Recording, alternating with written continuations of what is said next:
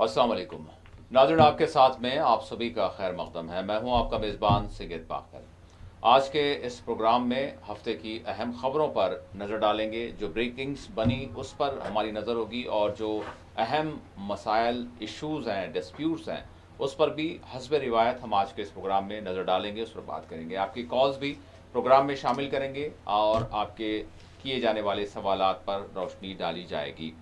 हम बात करेंगे आज यानी माह रमज़ान का ये पहला दहा है और माह रमज़ान का किस तरह से मुस्लिम दुनिया में, आलम इस्लाम में और इसके अलावा सारी दुनिया में किस तरह से आगाज़ हुआ, किस तरह से इस्तक़बाल किया गया और बिलखुसूस अर्ज़ मुक़द्दस अर्ज़ फ़लस्तीन में फ़लस्तीनियों ने किस तरह से माह रमज़ान का इस्तक़बाल किया, हम जायज़ा लेंगे। और इसके साथ साथ आलम अरब की भी बात करेंगे, यहाँ तक कि हम टाइम स्क्वायर की भी बात करें।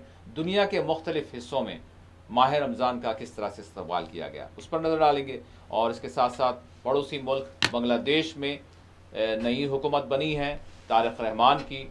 बहरहाल उन्होंने वज़ीर आज़म के ओहदे पर हल्फ ले लिया। अब भारत के साथ ताल्लुक़ात के हवाले से भी हम जायज़ा लेंगे। और इसके साथ साथ बात करेंगे दिल्ली में मुनक्किद होने वाली AI इम्पैक्ट ग्लोबल समिट के हवाले से। ये समिट भारत के लिए क्या कुछ नया लेकर आई है और इस समिट के ज़रिए भारत ने किस तरह से दुनिया की बड़ी ताकतों के साथ AI टेक्नोलॉजी में इश्तराक किया है, किस तरह से यानी उनका ताउन हमको फराहम होगा, हमारा ताउन उनको फराहम होगा, इस पर भी हम बात करेंगे। और फिर इसके साथ साथ इसकी भी मुखालिफत क्यों की गई आखिर। कांग्रेस के जो कार्यकर्ता थे, कांग्रेस के जो कारकुनान थे, उन्होंने इस तरह का जो एहतजाज किया, ये तो बड़ा बेजा नज़र आया। उस पर भी हम बात करेंगे, उस पर भी हमारा सवाल होगा। और इसके साथ साथ ईरान अमेरिका मुज़ाकरात हो रहे हैं या फिर जिस तरह से अमेरिका की जानिब से, डोनाल्ड ट्रंप की जानिब से 10 दिनों का जो अल्टीमेटम दिया गया, मुज़ाकरात हो रहे हैं, तीसरे मरहले की बातचीत आगे बढ़ेगी या फिर मामला कुछ और होगा, क्या तब्दीली रोनुमा हो सकती है, किस तरह के खदशात और ख़तरात हैं। और इसी के साथ यूक्रेन जंग के भी हम हालात जो हैं बने हुए इस वक्त, अगरचे एक जानिब बातचीत भी देख रहे हैं, दूसरी जानिब फिर हमले भी जारी हैं और मुख्तलिफ रिपोर्ट्स भी आ रही हैं, उस पर भी हमारी नज़र होगी।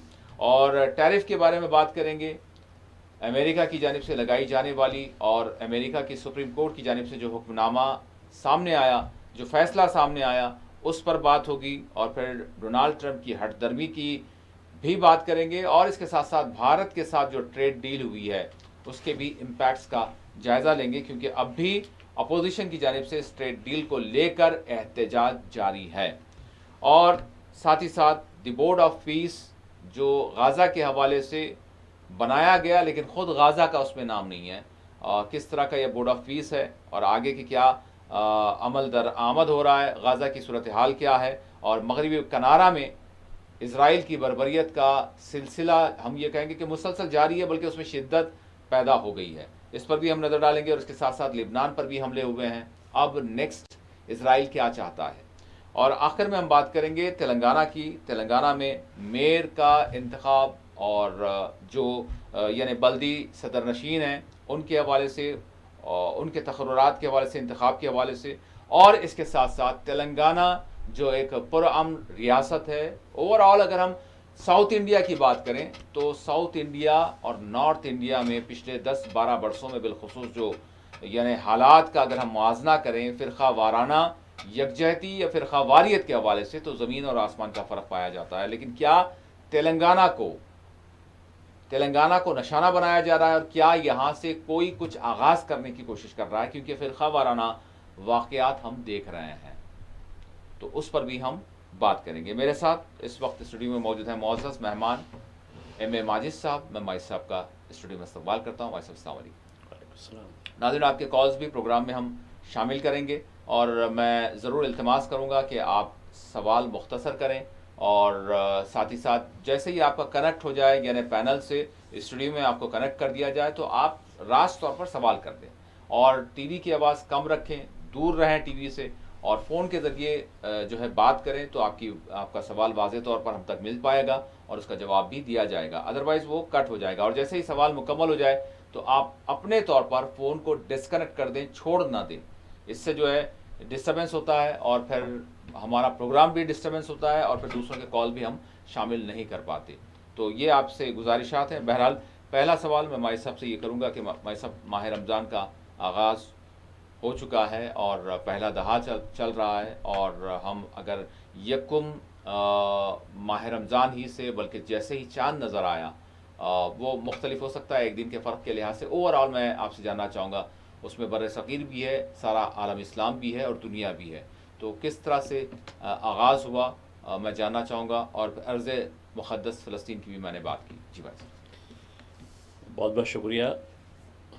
यकीनन रमज़ान इस्लामिक कैलेंडर का एक अहम तरीन महीना है, लेकिन इसका जो असर, मुस्बित जो असर इसका है, सारी दुनिया पर होता है। माशी लिहाज से, समाजी लिहाज से, सिफारती लिहाज से, कई एक लिहाज से काफ़ी बड़ा असरअंदाज होता है।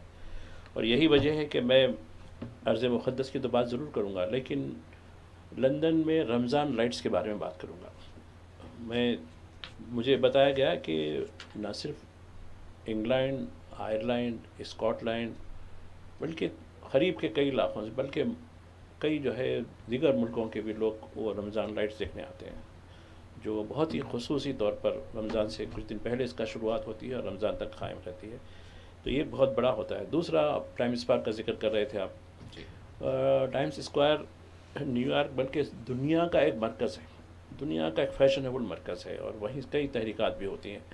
वहाँ बाकायदा इफ्तार, नमाज़ मग़रिब, फिर नमाज़ तरावी इशा के साथ, तो वो मंज़र भी देखे। और वैसे भी कई यानी अमेरिका, यूरोप के कई शहरों में, ख़ुद एम्स्टर्डम से, पेरिस से, वहाँ के जो है लोगों ने भेजा है कि किस तरीके के वहाँ नमाज़ों का एहतमाम हो रहा है।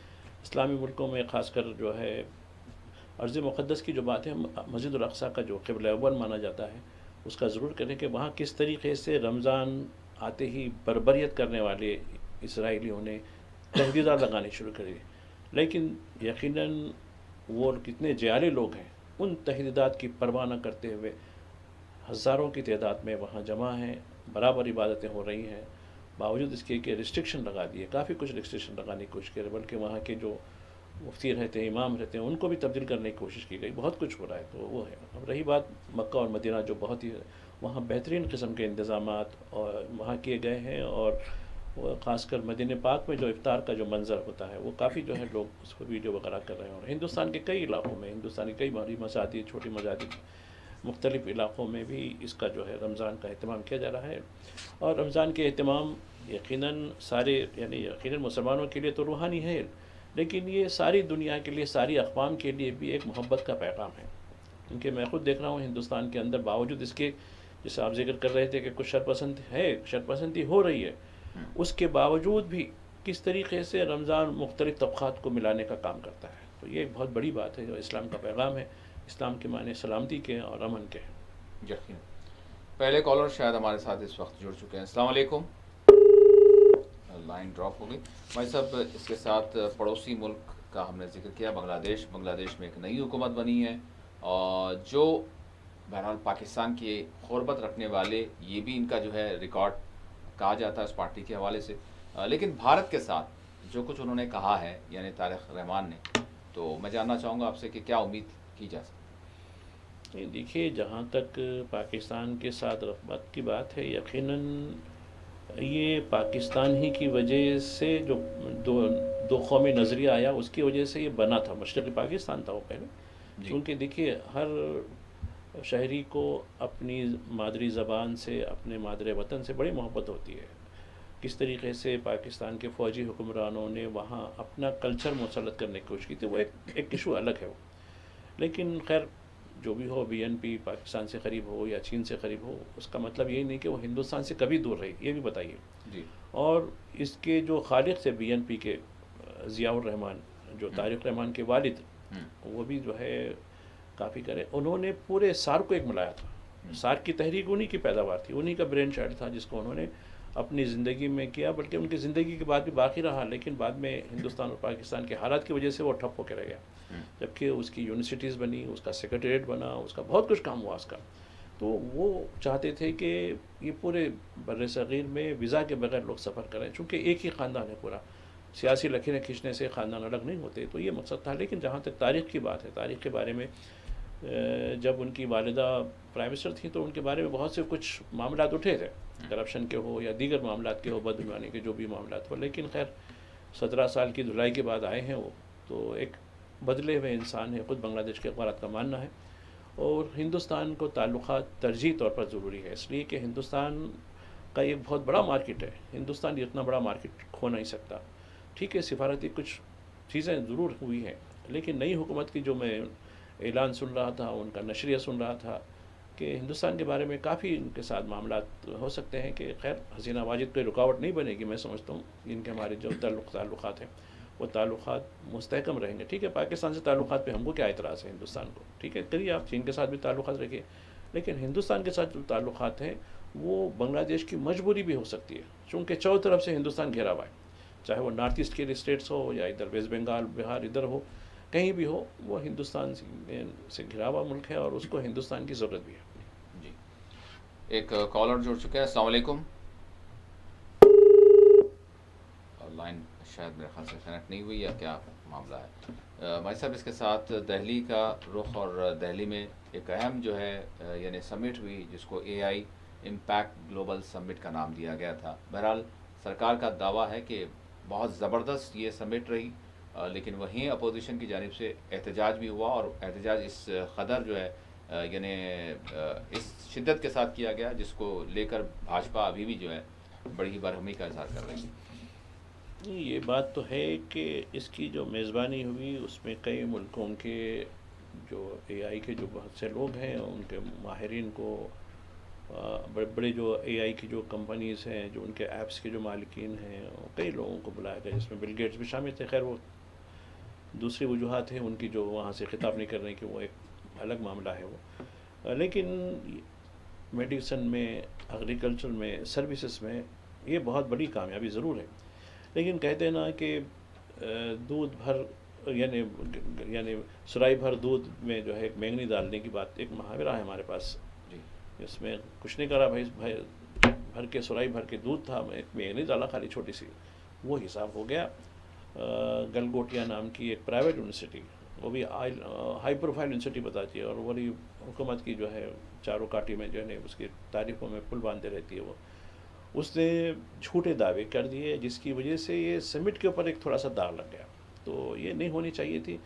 अब देखिए, किसी का पेटेंट है, किसी का करा हुआ कुछ है, तो आप उसके ऊपर अपना लेबल बना के, बचपन में एक चीज़ बताते थे हमारे को, हम मजाक था वो, जापान ने ये बनाया, फ़लाँ ने ये बनाया, ये बनाया, फिर हिंदुस्तान आया तो हिंदुस्तान ने मेड इन इंडिया लिख दिया उसमें, बोल के एक मुहावरा। खैर बात सही नहीं है, मजाक समझते थे, तो वैसे ही किया गया। देखिए, तो उसमें जो है हमारी जो है हतक हुई, कई बैरूनी जो है जो मंदुबिन थे, अरे ये क्या मामला है भाई, एक बड़ी यूनिवर्सिटी जिसका उस स्टाल भी था। खैर स्टाल को खुद बाद में मुंतज़िमीन ने बंद कर दिया, उसको निकाल दिया, कर दिया, वो अलग सवाल है, लेकिन एक दाग तो लगा है। लेकिन इस तरीके के जो समिट हैं वो होते रहने चाहिए।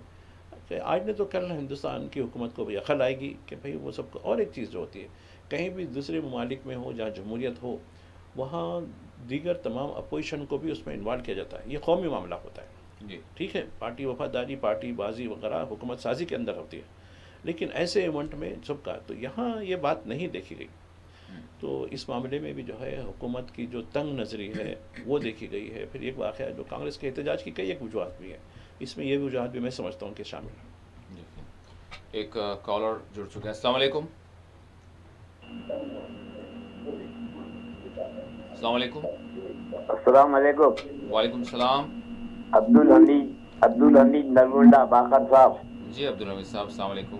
हाँ, देखिए भाई, बात ये है कि हालिया बल्दिया चुनाव अजला में होने के बाद पुरतशद्दुद वाक़यात हो रही, महबूब नगर के अतराफ मसाजिद पे हमले हो रही, कामा रेड्डी में एक शॉपिंग मॉल में एक मामूली सी बात पे तो हुकूमत नाहेली है, शरपसंदों की हिम्मत इजाफा हो गई। क्या कांग्रेस दोबारा म्युनिसिपालिटी में आने से शरपसंदों को तक़वियत मिली, क्या है आखिर समझ में नहीं आ रही बात। ठीक है अब्दुल हमीद साहब, बिल्कुल माजिद साहब, ये मौजू भी है हमारा, तो मैं चाहूँगा कि माजिद साहब इस मौजू पर भी बात कर लें। जी भाई साहब, इसमें बल्दी इलेक्शंस की भी बात आ गई और फिर ये जो चीज़ें हो रही हैं फिरकावारियत। जी देखिए, बल्दियात के इलेक्शन से मैं नहीं समझता इसका कोई ताल्लुक़ है। ये काम तो बहुत पहले से हो रहा है और होम डिपार्टमेंट का जो पोर्टफोलियो है वो खुद चीफ मिनिस्टर के पास है। वो चीफ मिनिस्टर को शायद इतनी फुर्सत भी नहीं होगी कि वो बस उन्होंने जो ओहदेदार है उन पर छोड़ दिया। ठीक है, ओहदेदार पर छोड़ने में कोई बुराई बात नहीं है, लेकिन ये सारी चीज़ें इंटेलिजेंस के फेलियर की वजह से हुई। इंटेलिजेंस चौकस होती तो ये मामला को पहले से होने से पहले रोक दिया जाता, लेकिन ये नहीं। महबूब नगर में कई वाक़यात हुए, आपने बताया बिल्कुल सही है। मेदक संगारेड्डी में, सदाशिवपेट में, कामारेड्डी में और कई मुकामात पर। शायद इत्तेफाक का नाम दे दिया जाए इसको। अब देखिए, ज़िंदगी खुद इत्तेफाक है ना। अब वो बोलेंगे आप क्या इत्तेफाक के नाम पे आप बहाना तो नहीं कर सकते, यानी अपनी जिम्मेदारी से फरार भी तो नहीं कर सकते। यह इत्तेफाक है भैया, अरे भाई इत्तेफाक हुआ क्यों, ये इत्तेफाक की वजह क्या है?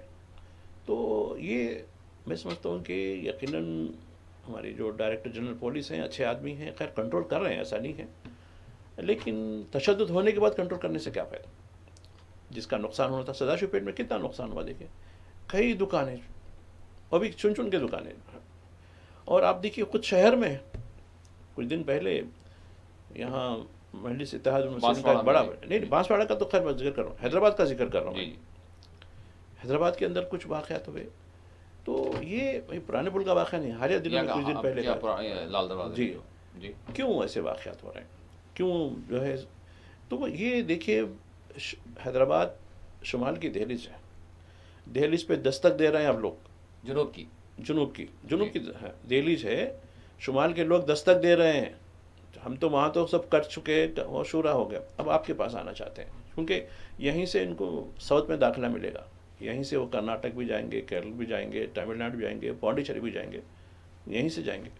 तो ये दस्तक हो रही है और कई अरसे से हो रही है। हम कई बार नोटिस कर, मैं आपको खुद बता चुका हूँ कि देखिए, मैं खुद पुलिस के हुदारों से बात हुई तो बता रहे थे कि यहाँ बड़ा काम हो रहा है साहब, कुछ नहीं कर सकते, फला जो है इवेंट्स हो रहे हैं, खामोश तरीके से कुछ ये मामला तो हो रहा, लोगों में जहर भरा जा रहा है, और वो जहर कहीं ना कहीं तो खुल के सामने आएगा।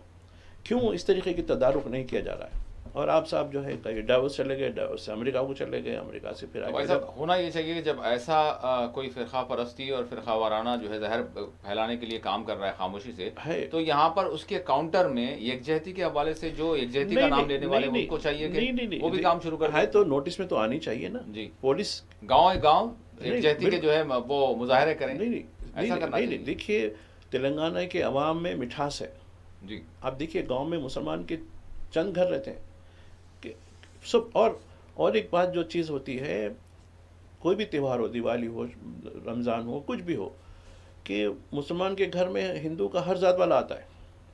रेड्डी साहब भी आते हैं, वो रामलू साहब भी आते हैं, फलां भी आते हैं, क्योंकि मैंने खुद भी देखा है, जबकि वो अपने एक दूसरे के घर नहीं जाते।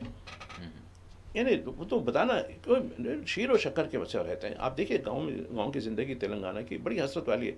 मैं नॉर्थ के लोग आए तो देखता हूँ, देखो ही आप खुद हैदराबाद के अंदर, पुराने शहर के अंदर पार्टनरशिप में कारोबार करते हैं, मिल के काम करते हैं, ठीक है। तो ये ऐसे लोगों को भटकाना जो है इनको मुश्किल लग रहा है, काफ़ी अरसे से काम हो रहा, क्यों इनको रोका नहीं जा रहा? वो जो है जहर फैलाने वाले, जो हालांकि ज़ाफ़रानी लिबास बहुत अच्छा लिबास होता है, वो लिबास पहनकर यहाँ आके जिस तरीके से जो है की जा रहे हैं, उनको क्यों रोका नहीं जाता? उन पर क्यों तहदीद नहीं लगाई जाती? ठीक है, सियासी सरपरस्ती में आ रहे हैं वो लोग, लेकिन उनके जो बयानात हैं, देखिए कर्नाटक में हेट स्पीच के नाम से एक कानून बनाया गया, खैर वो गवर्नर ने रोक दिया, अलग सवाल है। यहाँ तो कर सकते हैं, यहाँ के गवर्नर बड़ा शरीफ आदमी है, तिरुपति के नोबल फैमिली के आदमी है, कभी भी उन्होंने वो नहीं किया, बल्कि ताउन किया हुकूमत के साथ। यहाँ खुद चीफ मिनिस्टर कह चुके हैं, हेट के बारे में हम कानून बनाएंगे। अभी तक कानून शायद अब 2 दिन बाद असेंबली शुरू हो रही है, तो उम्मीद करते हैं कि वो बनाएं। और ऐसे लोगों को, और आपके पास रिकॉर्ड है, मैं नहीं कह रहा हूँ, पुलिस का रिकॉर्ड खुद है कि कैसे कैसे जहर वाले जो है बयान देख के किस तरीके से मुश्तिल किया जा रहा है लोगों को किसी न किसी नुमान से। तो अब क्या कर सकते हैं? देखिए, वो हुकूमत की जिम्मेदारी है, और पुलिस सुधार तो कर रहे हैं। ऐसा नहीं है कि जहाँ भी हो, चाहे बांसवाड़ा का वाक़या हो या दीगर इलाकों का वाक़या हो, पुलिस ने कार्रवाई की, लेकिन बात की बात है, वो तबाह होने के बाद आप कार्रवाई करने से कुछ नहीं हो, तबाह होने से पहले बचाना बहुत बड़ी बात होती है। एक और कॉलर जुड़ चुके हैं। अस्सलाम वालेकुम। अस्सलाम वालेकुम। हेलो जी, अस्सलाम वालेकुम। अस्सलाम वालेकुम। वालेकुम सलाम। अस्सलाम वालेकुम। मैं शाकिर मशराबाद से। जी शाकिर साहब। लाखों डॉलर दिए गए अपनी इबादत का बनाने के लिए, वो कौम ने एक यूनिवर्सिटी बनाई। और शिवरात्रि का दिन होता है, हमारे बाजार में पेंट खजूर बिखरे होते हैं, फैले हुए होते हैं। ये एक अच्छे शऊर की निशानी है हमारी कौम में। अब ऐसा हो रहा है, रमजान का महीना है, मार्च का महीना बिल्कुल सर पर है, स्कूल में स्कूल की अटेंडेंस बहुत कम है। ऐसा क्यों? और दूसरा एक लाल बाजार में जो कुछ हो रहा है, ऐसे ये स्प्रेड होने के बहुत चांसेस है, उसके लिए क्या राय है? अस्सलाम वालेकुम।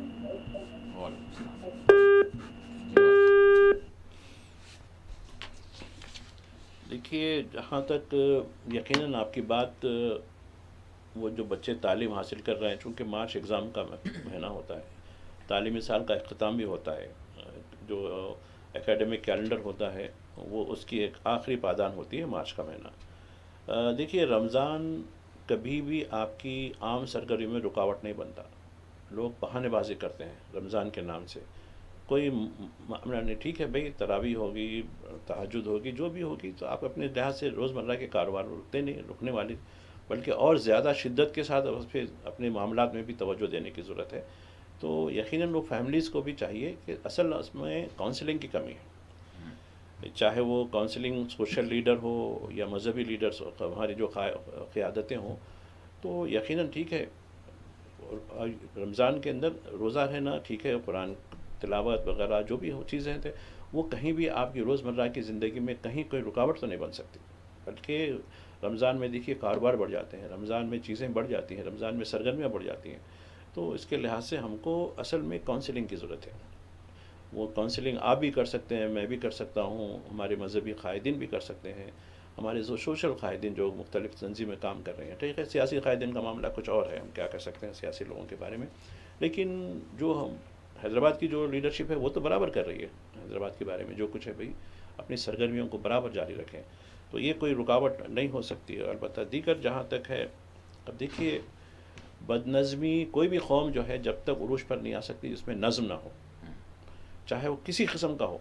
आप जो है खजूर के हवाले से बात करें या बाज़ारों के हवाले से बात करें, नज़म ज़रूरी है।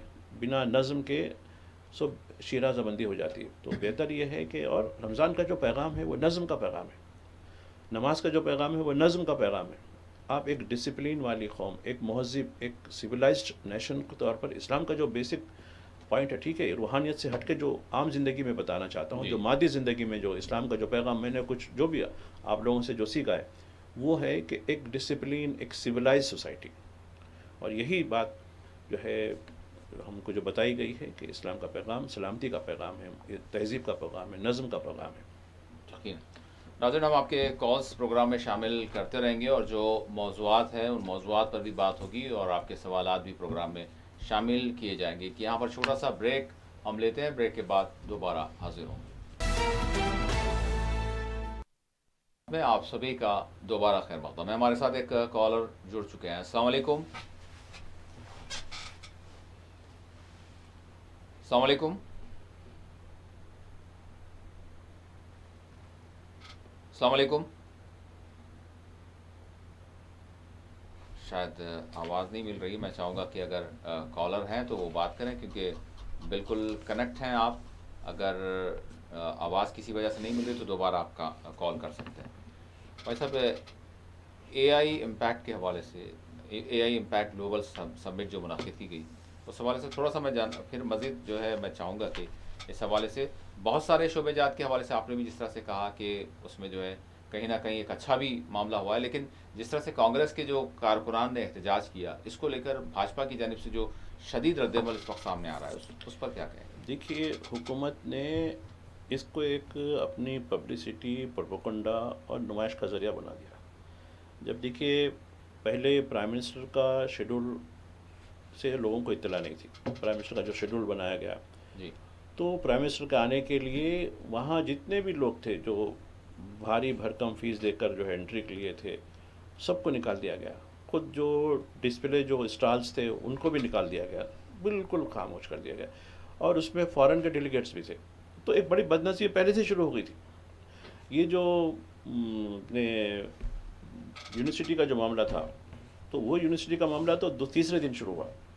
ये जो है 16 से शुरू हुई, 16 से 20 तक रही। तो गलगोटिया की जो यूनिवर्सिटी है वो मामला तीसरे दिन आया। पहले दिन तो प्राइम मिनिस्टर का दौरे से ये पूरी खुद फॉरेन डेलीगेट्स पे परेशान हो गए। ये क्या है भाई, पहले से आपको इत्तला करनी चाहिए थी, या फिर हम क्या कोई दहशतगर्द हैं जो हमको इस तरीके से घसीटते हुए निकाल के बाहर निकाल दिया गया बिना किसी पहले से नोटिस दिए बगैर। तो ये जो पहले ही एक सेटबैक हुआ।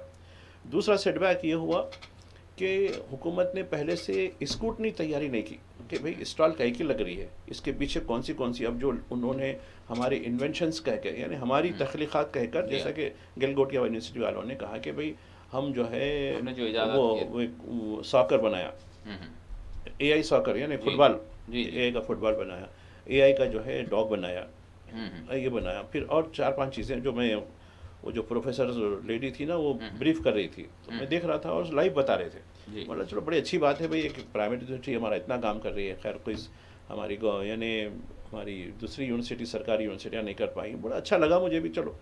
लेकिन उसके बाद वो एकदम गुबार फट गया झट बोल के, क्योंकि जैसे ही ये वायरल हुई लोगों ने कहा अरे ये तो फलां की चीज़ तुमने नकल कर ली, नकल करके अपना लगा दिया टैग, ये कैसा हो सकता है।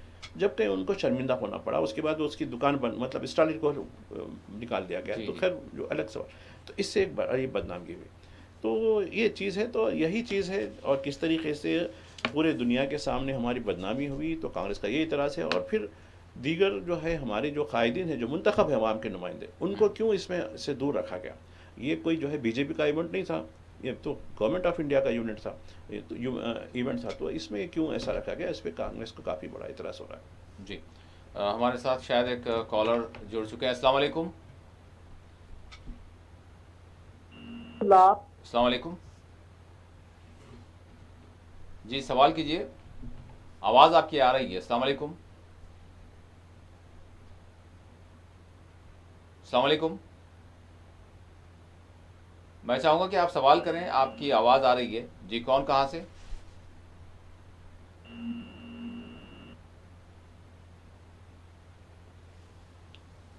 शायद किसी वजह से जो है बात नहीं हो पाई, अगरचे कॉलर लाइन पर थे, लेकिन बहरहाल मैं चाहूँगा कि दोबारा आप चाहें तो कॉल कर सकते हैं, और जैसे ही कॉल कनेक्ट हो जाए तो फिर आप अपना सवाल करें। बिल्कुल हम आपकी आवाज़ सुन रहे हैं। भाई साहब, ईरान अमेरिका मुज़ाकरात और फिर जंग के ख़तरात, और इसी के साथ यूक्रेन का भी मामला, मतलब दुनिया में एक किस्म की ज़रूर गाज़ा फ़लस्तीन का मामला, और फिर इधर ईरान और अमेरिका, और उधर यूक्रेन, मतलब एक किस्म की अदम यकसोई बनी हुई है जिसका असर दुनिया पर हो रहा है। देखिए, दुनिया इस वक्त बारूद के ढेर पर है जी। ज़री से चिंगारी पूरी दुनिया को लपेट में ले सकती है, ये बहुत बड़ी है। और जनीवा में जो गुज़श्ता है कुछ दिन से जो चल रहा है, रूस यूक्रेन भी वहीं चल रही, अमेरिका ईरान भी वहीं चल रहा है। तो खैर ईरान का मौक़िफ़ सामने आया, वहाँ की जो वज़ीर ख़ारिजा है उन्होंने कहा कि भाई ठीक है, हम 1-2-3 दिन में आपको डॉक्यूमेंट दे देंगे, जिसमें हम जो है जो हमारी जो मकसद असल जो मामला जो चल रहा था न्यूक्लियर जो है इनकी जो आज़ूदगी के बारे में चल रहा था, न्यूक्लियर जो है इनकी इंडिशमेंट जो हो रही है, वो मसले के ऊपर हम बात हो रही है, और हम बराबर ताउन करने तैयार हैं इसके ऊपर। दूसरी तरफ धमकियाँ बराबर मिल रही हैं, फोर्स बराबर जो है जाती जा रही है, फोर्स में इजाफा, नफरी में इजाफा होता जा रहा है। ये भी क्या मामला चला।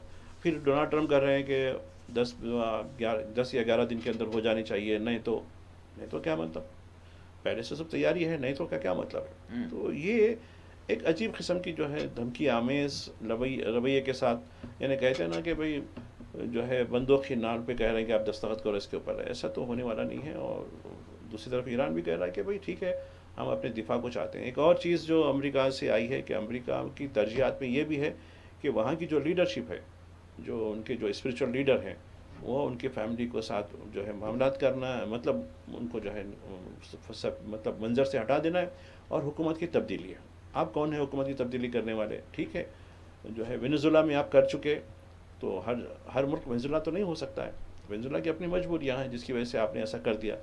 तो ये एक बहुत बड़ा है। दूसरी तरफ रूस और यूक्रेन की जो बात है, अब आप देखिए, आज ही सुबह में देख रहा था मैं, कैफ के ऊपर बैलिस्टिक हमले रूस के हुए, इतने शदीद हमले हुए हैं जिससे शहरी आबादियों पर तहव्वुर मच गया है। कई लोग जो है हालांकि सर्दी शुरू हो चुकी, लोग अब जो है लिहाफ में रहेंगे या कैसे रहेंगे जब तक आपके घरों पे जो है बिजलियाँ गिरेंगी, बैलिस्टिक मिसाइल की बिजलियाँ गिरेंगी, तो कैसा होगा। तो बहुत ख़तरनाक मंजर ही होगा। फिर साथ क्या जा रहा है कि नहीं, बातचीत मुस्बित रहल में चल रही है, मतलब मुस्बित पहलू में चल रही है, तो फिर ये जंग ये नेगेटिव मंजर में क्यों चल रही है? एग्जैक्ट। तो ये कहीं ना कहीं देखिए ये एक शतरंज की चाल चल रहे हैं, इधर अमेरिका और इधर रूस। रूस खामोश तरीके से अपनी पॉलिसी रखता है, वो कि क्या कर रहा है, उसके मन में क्या है, उसके एक्शन में क्या है, नहीं कह सकते। ये खैर जबकि अमेरिका में मुंह फट है, जो हाँ ये कर देंगे, फना कर देंगे, ये कर देंगे बस। यकीन। एक कॉलर शायद हमारे साथ जुड़ चुके हैं। अस्सलाम वालेकुम। ठीक भाई साहब, साथ ही साथ यानी ट्रंप का टैरिफ की बात और फिर भारत के साथ ट्रेड डील की बात और सुप्रीम कोर्ट का जो यानी अमेरिका में फैसला जो सामने आया, किस तरह से इसको देख रहे हैं? ये खुद एक जैमलिंग है पूरी तरीके से। मैं भी ये समझ से खातिर हूँ कि सुप्रीम कोर्ट ने क्यों फिटकार लगाकर इसको रद्द कर दिया। अमेरिका की सुप्रीम कोर्ट कह रहा हूँ कि हर मुल्क पे तुम इतना लगा दिए, इतना लगा दिए, तुमको इख्तियार नहीं है, तुम अपने इख्तियार से तजावुज़ कर चुके हैं मिस्टर प्रेसिडेंट। ये वहाँ की जूरी का मामला है जिसमें कई लोग जज शामिल है कि भाई हम ये चीज़ों को रद्द कर देते हैं। तो हम बड़े खुश हो गए, चलो रद्द हो गई तो भी हमको जो है जो बेस था वो 10% का था, बेस था हमारा, वो हो जाएगा बोल के खुश थे। लेकिन फिर डोनाल्ड ट्रंप का नहीं ये बहुत गलत है, फलां है, मेरे को एक और इख्तियार है, इसके लिहाज से मैं 15 करता हूँ, 16 करता हूँ। यानी ऐसा दिखता है कि क्या इसको मिसाल दें, एक मुहावरा है दक्कन में, तेरे छाछ मेरे बैगन कहते हो। आमतौर पर घरेलू झगड़ों में आमतौर पर ये होते ना, कई किस्म के झगड़े होते हैं। खैर मैं किसी रिश्ते का नाम नहीं लूँगा, अक्सर लोग वाकिफ़ हैं कि घरों में झगड़े जो ख़वातीन के दरमियान होते हैं वो रिश्ते क्या होते हैं आप बेहतर समझ सकते हैं, हालांकि मोहब्बत के रिश्ते होते हैं ये। लेकिन तेरे छाछ मेरे बैगन वाला हिसाब अमेरिका में चल रहा है और वो छाछ बैगन में हम अपना हाथ डाल रहे हैं कि ये क्या होगा। तो ये एक पूरा एक जम्बलिंग है, अभी भी क्लियर पोजीशन नहीं आया। कोई भी माहिर, मैं तकरीबन कई माहिरीन को सुन रहा हूँ, देख रहा हूँ, वो भी कन्फ्यूज़न का शिकार है। तो मैं इस पर कैसे अपना जो है रुख दे सकता हूँ। लेकिन ये भी एक बहुत बड़ा कन्फ्यूजन है, लेकिन इससे हिंदुस्तान को कोई राहत होने वाली नहीं। ये तो बात सही है कि इंडिया एट अ लॉस, यानी हिंदुस्तान नफ़े में नहीं बल्कि नुकसान में रहेगा ये पूरे जमलिंग के अंदर। ठीक, एक कॉलर जुड़ चुके हैं। अस्सलाम वालेकुम। हेलो जी अस्सलाम वालेकुम। माजिद साहब से ये बोलना था जी जी कि ये प्रोग्राम आप लोग जो रमजान में कुछ चेंज करे क्या? सुबह का प्रोग्राम जो 8 बजे जो 9:30 बजे जो आता हमारे अखबार वो, और शाम में जो है मोबाइल से आता, उसके टाइमिंग से अपना कुछ चेंज करे क्या? नहीं। और जो है दूसरे आप लोगों का जो टेलीकास्ट है उसमें जरा क्लियरिटी नहीं रहती, आप लोगों को टेक्निकल प्रॉब्लम है क्या है पता नहीं। कंपेयर टू अदर चैनल, आप लोगों के चैनल में हमेशा कुछ ना कुछ टेक्निकल प्रॉब्लम नजर आता है। जी, आपका नाम? शाहिद है मेरा नाम।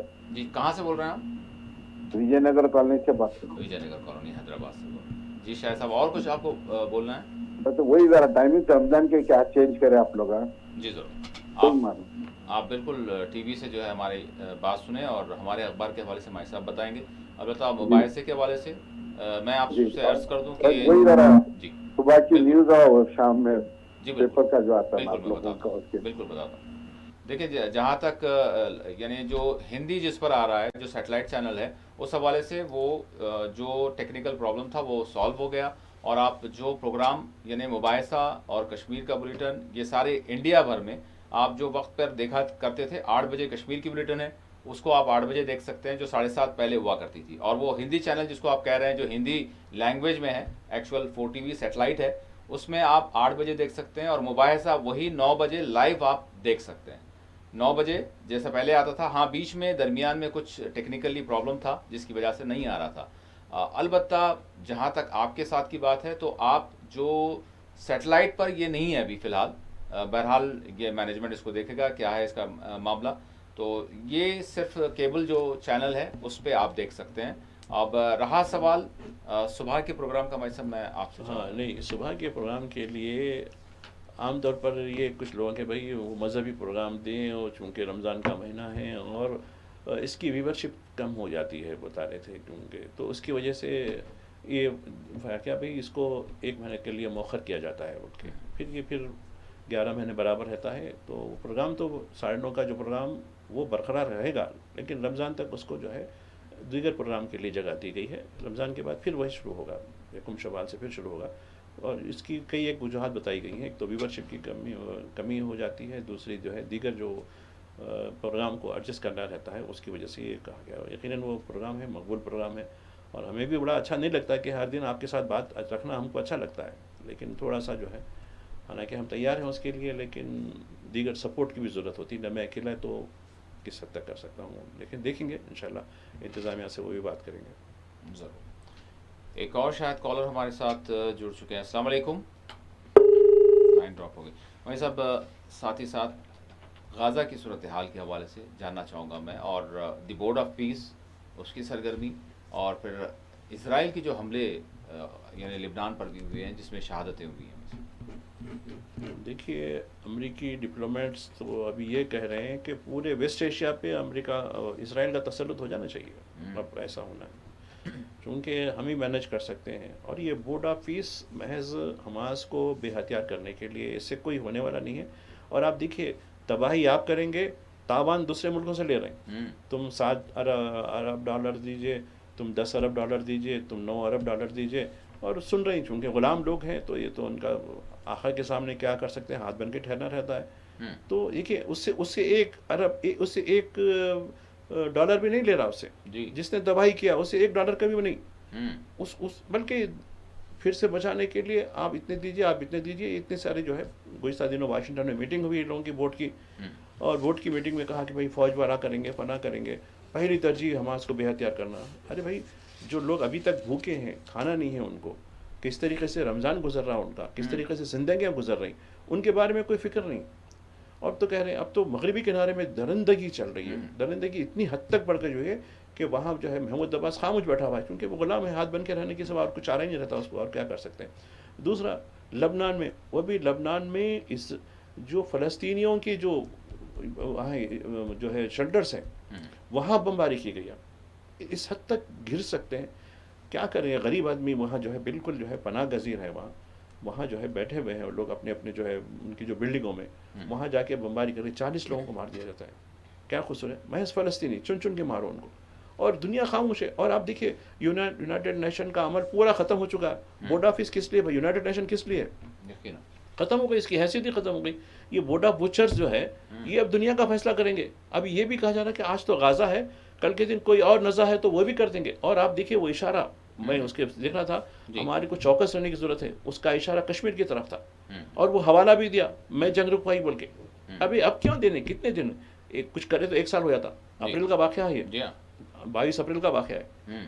अब कुछ दिन के बाद होता, वो कल के स्टेट में वो डोनाल्ड ट्रंप कह रहा कि रुका, और कहा कि नाम नहीं लेते हुए, कश्मीर का नाम नहीं लेते हुए कहा कि नहीं, गाज़ा के अलावा दूसरी जगह भी हमारे अमल होंगे।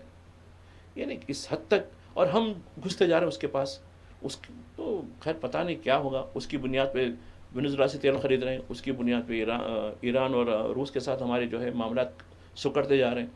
तो इस तरीके से हम गुलामी का तख्त तो पहन चुके हैं। जी माजी साहब, इसके साथ मैं जानना चाहूँगा ट्रेड डील के हवाले से, क्योंकि अभी भी इस हवाले से यानी बात यही हो रही है, सवाल हो रहा है, एहतजाज हो रहा है, और सरकार से सवाल किया जा रहा है, लेकिन सरकार की जानिब से मुकम्मल तौर पर ये मुस्तरद की जा रही है बात। इसमें यह कहा जा रहा है, पीयूष गोयल को आप सुन लें, कि कोई किसानों के मफादात पर कोई आँच आने वाली नहीं है, कोई हमारे ताजरीन को प्रॉब्लम होने वाला नहीं है, कोई यहाँ की जो मुकामी जो यूनिट्स हैं उनको कोई नुकसान होने वाला नहीं है, मुकामी जो घरेलू सनत है उसको कोई नुकसान होने वाला नहीं है। तो कहाँ पर आपको कॉन्ट्रडिक्शन नज़र आ रहा है? आप देखिए, खैर सब चीज़ें के बारे में 1 घंटा भी अगर आप देंगे तो हम बराबर तरीके से नहीं बता सकेंगे। मैं थोड़ा कपास का हिस्सा लेता हूँ। जी, आप कपास की इंपोर्ट ड्यूटी कम कर दिए, यानी हमारा जो कपास की इतनी पैदावार, अभी कल ही मैं देख रहा था तेलंगाना में काफ़ी कपास की काफ़ी पैदावार हुई। जी, और बीच में कुछ पानी वगैरह की वजह से नम भी हो गई। तो जो है कॉटन कॉर्पोरेशन ऑफ इंडिया जो ख़रीदता है, उससे हमारी हुकूमत, यहाँ तेलंगाना हुकूमत कह रही कि भाई इसमें कुछ रिलैक्सेशन दे के इनके ख़रीदो। MSP तो ख़त्म ही हो गया, मिनिमम सपोर्ट प्राइस ख़त्म हो गई।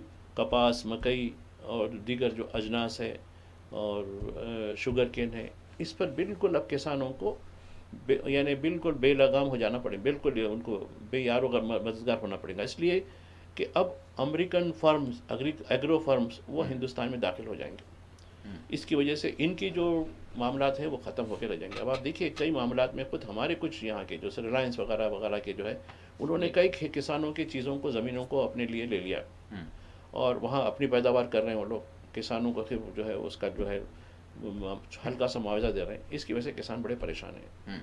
और एक बात जहाँ तक है कि अमेरिका ने बांग्लादेश को कुछ कंसेशन दिया है, वो कंसेशन हमारे पास नहीं है, कॉटन के हवाले से बात कर रहा हूँ मैं।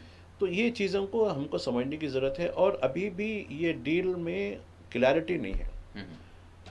पीयूष गोयल खैर कांग्रेस के अपनी क्लैरिटी देने के लिए जब बात की जाती है तो राहुल गांधी को 10 किस्म की गालियाँ देते हैं, उन्होंने शायद वही क्लैरिटी है उनके और कुछ नहीं। उससे हटकर हम हिंदुस्तानी किसानों को क्या फ़ायदा होगा, हिंदुस्तानी मजदूरों को। और आप MSMEs, अब देखिए MSMEs तो पहले ही चीन की प्रोडक्ट ने तबाह कर दिया हमारे जी। और जिस तरीके से जो मामलात हो रहे हैं MSME को फिर से खड़ा करने के बाद जी, वो जो है वो फिर से खड़ा नहीं हो सके। जो 2019 और 20 में जो कुछ मामला जो वायरस के जो मामला हुए थे कोविड के मौके जी, वो उसके बाद हम नहीं संभल पाए अभी तक। उसके बाद चीन के प्रोडक्ट ने आके हमारा पूरा हैसो ख़त्म कर दिया और गवर्नमेंट के पास कोई तरजीहात नहीं है, बल्कि तरजीहात कुछ और हो गई हमारी। और यही वजह है कि हमारा जो इन्वेस्टमेंट होगा, अब आप देखिए जब हम लॉ एंड ऑर्डर की सिचुएशन कैसी, अब हमारे पास सबसे ज़्यादा जो जा रही चीज़ बीफ जा रहा एक्सपोर्ट में जी, सबसे हाईएस्ट जो है। अरे भाई बीफ कैसा जाएगा, वो भी पूरे मुल्क का 40% उत्तर प्रदेश से जा रहा है। और कई बड़े बड़े नाम, संगीत सम आप नाम सुने होंगे, काफ़ी मशहूर नाम है जो भड़काऊ भाषण वगैरह हर तरफ देते रहते हैं, उन्होंने गाँव को माता समझते हैं। उनकी एक अरबी नाम से एक कंपनी है जो बीफ एक्सपोर्ट करती है, तो वो भी यूपी से करती है जी, मेरठ गाज़ियाबाद या उनके यूनिट से, बता रहा हूँ मैं, आप चेक कर लीजिए। तो अब मेरे को अजीब दिख रहा है कि भाई हम एक्सपोर्ट कर रहे हैं बीफ और गाय हमारी माता है, तो आप इसको क्या बोलेंगे। तो ये जो मेयार रखकर कि लॉ एंड ऑर्डर की सिचुएशन हर थोड़े दिन में कहीं मस्जिद पे दावा, कहीं ये दावा, कहीं इन्वेस्टमेंट क्यों आएगा, इन्वेस्टर क्यों आएगा यहाँ। अरे भाई ये लड़ लेते रहते हैं आपस में ये लोग, क्यों करें जाना।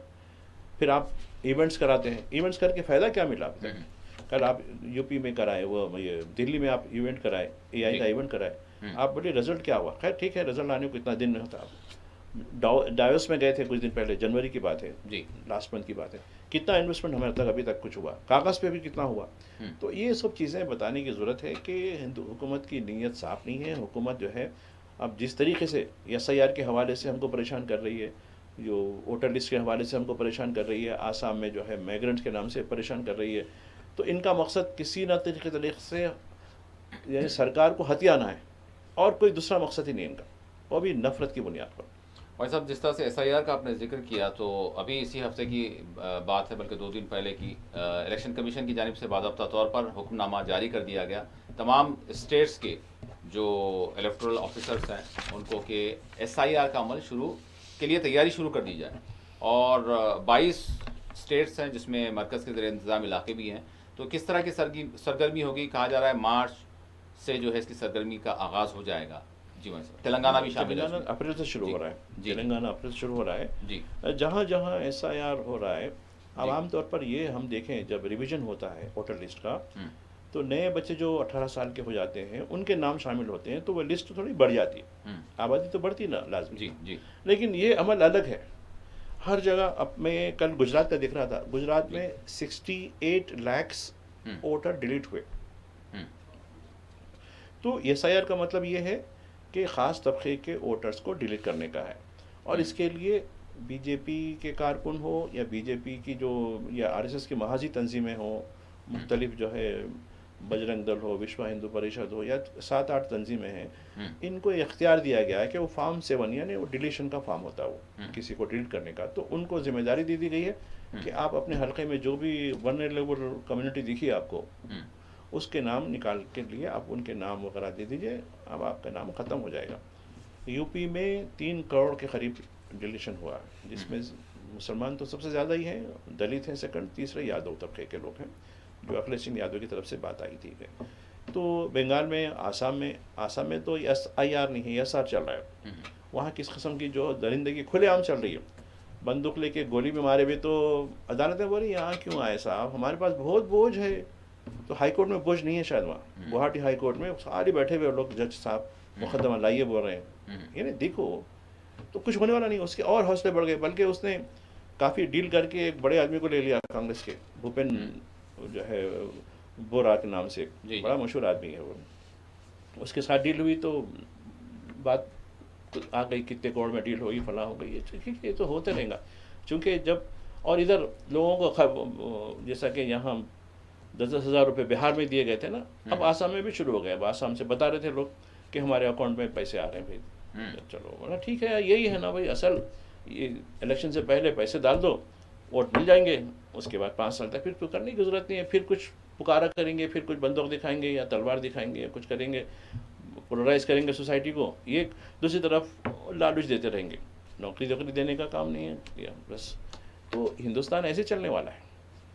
तो भाई साहब ये तो अपने मकाम पर है, लेकिन अब तैयारियों के हवाले से एक तो इंतज़ामिया की जानिब से तैयारियां होंगी, वो अपने मकाम पर है, लेकिन लोगों की हवाले से भी, क्योंकि बहुत सारे लोगों में कन्फ्यूजन, और हम इस पर बात करते आए भी हैं, लेकिन हर मरतबा शायद इस पर जो है थोड़ा सा शऊर बेदारी भी ज़रूरी है। तो इसके लिए क्या कुछ काम चल रहा है कि क्या होना चाहिए? तेलंगाना की बात कर रहा हूँ। देखिए, यहाँ सियासी जमातों और गैर सियासी तंजीमों, NGO जिसको कहते हैं, रज़ाकाराना तंजीमें, वो बल्कि मैं चाहता हूँ कि मजहबी कायदीन भी, चाहे वो देवस्थानम के लोग हों या मसाजिद की कमेटियों के लोग हों या चर्च की कमेटियों की, पादरियों की कमेटी हों, ये अपने अपने तबके में लोगों को शऊर बेदार करें कि आपको कौन से सर्टिफिकेट की ज़रूरत है। अब मैं देख रहा हूँ कुछ दिन से मी सेवा सेंटर्स में एक बड़ा भंडार बना हुआ है और फुल चल रहा मामला।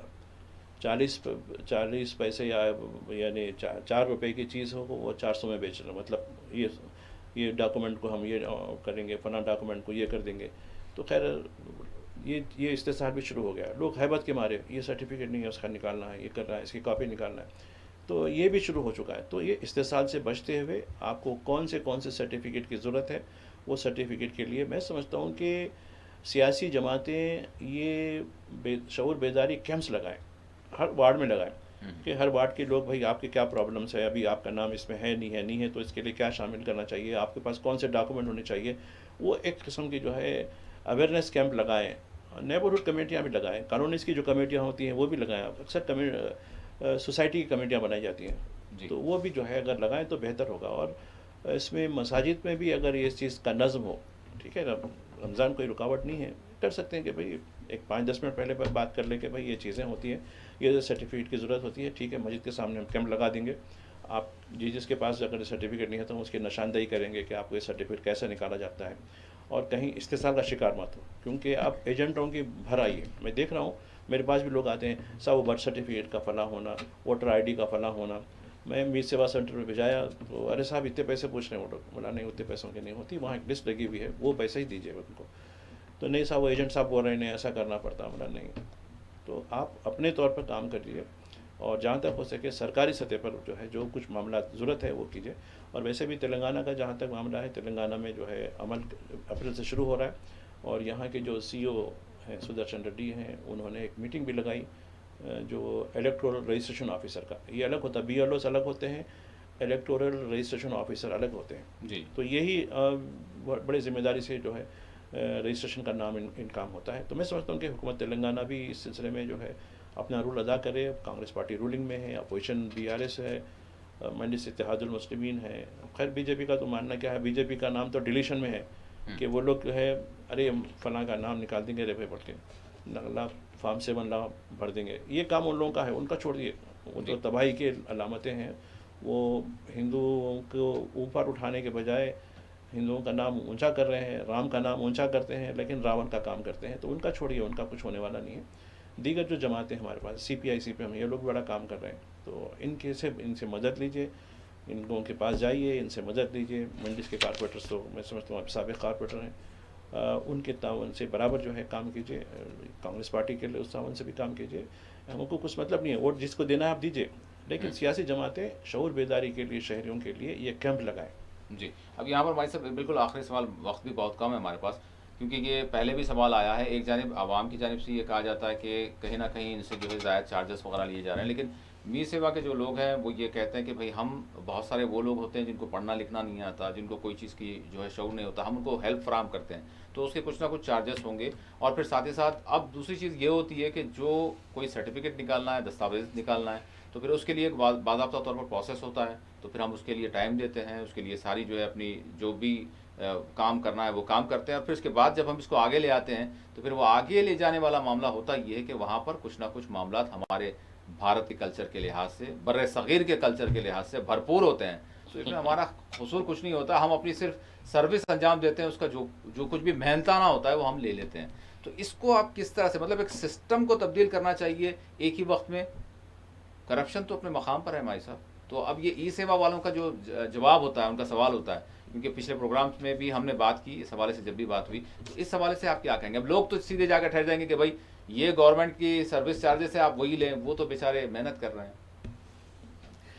देखिए, सर्विस चार्ज, प्रॉफिट, ये अपनी जगह है, मगर एक इस्तिलाह है एक्सप्लॉयटेशन की। जी जी, बिल्कुल नाखंदा लोग हैं, कुछ ज़्यादा नहीं, सरकारी काम काज से वाकिफ़ नहीं, ज़िंदगी की दौड़ तो भी इस हद तक है कि वो सुबह से शाम तक कमा के लाए तो घर चलता है। जी। ऐसे लोगों से बड़ा दुख होता है। सभी नहीं है, इस बात के बहुत अच्छे लोग भी हैं, मैं भी जानता हूँ, वो बिल्कुल ठीक है, जो भी थोड़ा बहुत होता भाई ये होता बस कह देते हैं खुला खुला तौर पर। लेकिन कुछ ऐसे भी हैं जिनकी वजह से जो इस्तेसाल का शिकार होते हैं, वो लोग हमारे पास आते हैं। जी साहब ऐसा मैंने इतने पैसे दिया फिर भी काम नहीं हुआ। अरे मेरा कैसे होता है यार, रॉन्ग साइड पे जाएंगे तो कैसे काम होगा? सही खुदूत पे जाइए, ठीक है, सरकार के इदारों से जाइए, जहाँ तक हो सके, ठीक है, ये चीज़ें कीजिए। तो हम भी रहनुमाई करते हैं थोड़ी बहुत जो भी हमसे हो सकी, लेकिन हर कोई हमारे पास तो मतलब, क्योंकि हमारा एक अलग मीडिया का मामला है, हम तो कोई कैंप लेके नहीं बैठे कुछ भी, लेकिन फिर भी जहाँ तक हो सके तो मैं भी यही चाहता हूँ कि देखिए ठीक है, आप लोग कारोबार कर रहे हैं, ठीक है, आपको भी अपने वहाँ है, लेकिन एक्सप्लॉइट मत कीजिए गरीब लोगों को, नाखानदा लोगों को, बल्कि उनकी रहनुमाई कीजिए। ये बहुत बड़ी चीज़ है, ठीक है, आप जो भी। और उस निज़ाम के हवाले से क्या कहेंगे कि इनको भी जाकर किसी को देना पड़ेगा, तो वो उसका कैसा सदबाब होगा? रीजनेबल नहीं, देखिए, ना देने का है तो ठीक है, आप जो है एंटी करप्शन ब्यूरो के नंबर दे दीजिए। मीसे वालों को कहूँगा आप अपने बोर्ड पे, ये तो इनकलाब की बात है। नहीं, देखो, सिस्टम को तब्दील करने की क्यों बात, महकमा इसके लिए बहुत वक्त लगेगा। नहीं, महकमा क्यों कायम किया गया? एंटी करप्शन ब्यूरो का महकमा क्यों कायम किया गया? इसीलिए तो मैं मीसवा के हमारे भाइयों से कहूँगा, आप लोग बड़ी अच्छी खिदमत कर रहे हैं, आप लगाइए कि फलां अगर कहीं भी जाना हो तो अगर कोई मांगा तो बहुत तरीके से ये नंबर है उस पर इत्तला कर दीजिए। ये एंटी करप्शन ब्यूरो का नंबर है, ये नंबर पे आप कहिए, ये पूछ रहा है ना, आपके बर्थ सर्टिफिकेट निकलता सही है लेकिन 10,000 रुपये चाहिए। ये किस्सा हुआ मेरे पास, इसके 10,000 रुपये चाहिए। बोला क्यों चाहिए? नहीं, वो फाइल निकालनी पड़ती, फला वो करना पड़ता है। बोला ठीक है, हम देंगे 10,000 के, आप 20,000 देंगे, चलिए फला जगह। तो आप शऊर बेदार कीजिए कि एंटी करप्शन के नंबर्स आपके पास हैं, मोबाइल नंबर्स हैं, उनके ऑफिसरों के नंबर्स हैं, सब पब्लिक में है। ये ऐसा नहीं है पब्लिक डोमेन में है, नहीं, खुद एंटी करप्शन वाले अक्सर जो भी रेस्टोरेंट आता है उसमें बोलते हैं जी, हमारी अपनी न्यूज़ बुलेटिन में भी बोलते हैं कि भाई कभी है तो ये नंबर पे डायल कीजिए आप जी। तो ये आप बराबर शोर कीजिए। देखिए, हमको ठीक है, बड़े पैमाने पे हो रही होंगी, जो हमारे दिल्ली में होंगे या जो हुकूमत चला रहे हैं स्टेटों में कर रहे होंगे, लेकिन अपने लेवल पे तो चराग जलाइए ना, रोशनी का चराग जलाइए। ज़रूरत है इस बात की। बहुत बहुत शुक्रिया भाई साहब, आपने वक्त दिया। नाज़रीन, इसी के साथ खुसूसी प्रोग्राम आपके साथ यहीं अख्ताम को पहुँचता है। अल्लाह हाफ़िज़।